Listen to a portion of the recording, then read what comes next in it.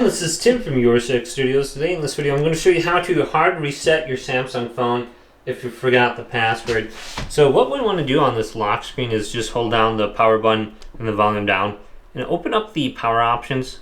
So you might not be able to turn this off, but there we go. I just unleashed it or unlocked it here. So let's do this one more time. Let go. Then go to power off and then turn this off. So if you forgot the password, that's how you turn it off. Power button, volume down. And then what we need actually is a USB cable plugged into your PC. So if you got a laptop, computer, you need a computer for this. For some reason, they make you do this. Now plug this into the bottom and wait until it's charging. So when you see this charging symbol, go to the power button and the volume up. And hold this down. So hold this down and this will help us launch into the recovery screen.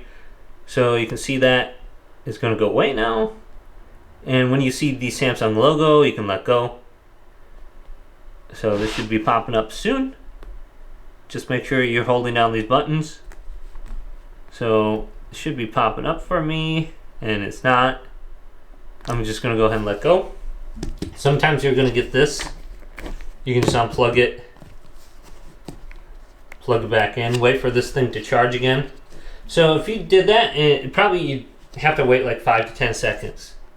Just wait 5 to 10 seconds, and then we can press this button down. 1, 2, 3, 4, 5.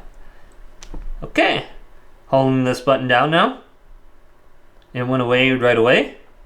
I can let go now, and it's going to launch us into the recovery mode where we can hard reset it. So you can see this option now. It's kind of hard to see. I'm going to zoom in.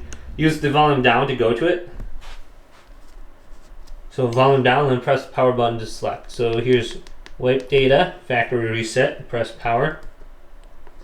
And then just go to factory reset your phone. And then you can log in. Once again, you just have to type in your password and email address for your Google account or wherever.